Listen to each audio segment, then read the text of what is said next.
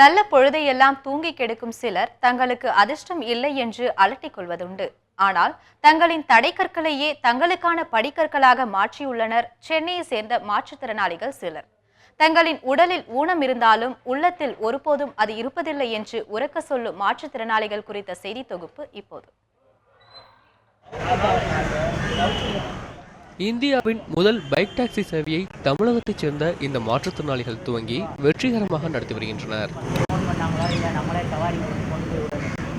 மா உலா, அதாவது மாற்றுத்திறனாளிகள் உலா என்று பெயரிடப்பட்டுள்ள இந்த புதிய போக்குவரத்து வசதியின் மூலம் தங்களின் வாழ்வாதாரத்திற்கான பொருளாதாரத்தை ஈட்ட முடிகிறது என்று கூறுகிறார் இதன் ஒருங்கிணைப்பாளர் முகமது கலீஃபா.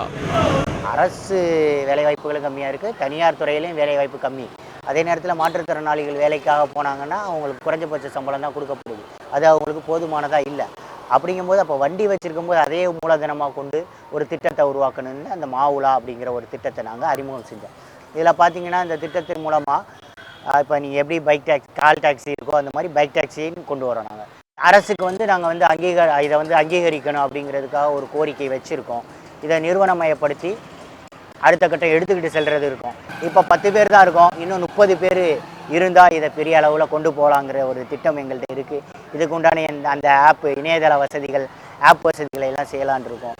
அது மூலமாக பின்னால் பல பேர்களுக்கு பயனுள்ளதாக இருக்கும். இந்த மாவுலா கண்டிப்பாக மாற்றுத்திறனாளிகளுக்கு மாற்றி அமைக்கும் ஒரு திட்டமாக அமையுங்கிறதுல மாற்று கருத்து. முகமது கலீஃபாவும் அவரது நண்பர்களும் இணைந்து சென்னை சென்ட்ரல், எழும்பூர், பிராட்வே, பெரம்பூர் உள்ளிட்ட முக்கியமான இடங்களில் இந்த பைக் டாக்ஸியை இயக்கி வருகின்றனர். எங்கே போகலாம்? போகலாம். 3 கிலோமீட்டர் 30 ரூபா. போகலாமா? போகலாமா?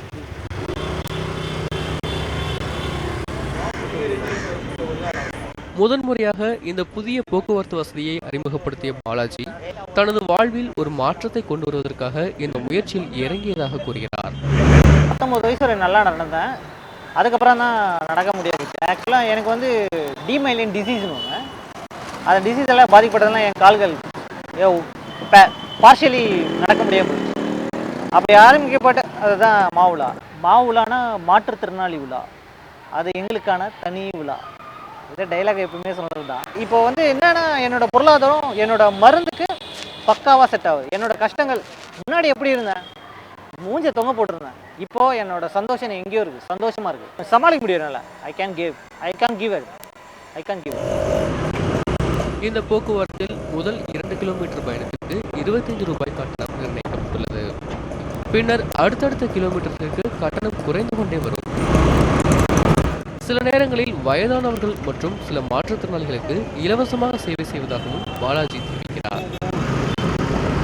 வயசானவங்கலாம் இருப்பாங்க, நடக்க முடியாதவங்கலாம், அவங்களுக்கெல்லாம் நான் கட்டணம் வாங்க போகிறதில்ல.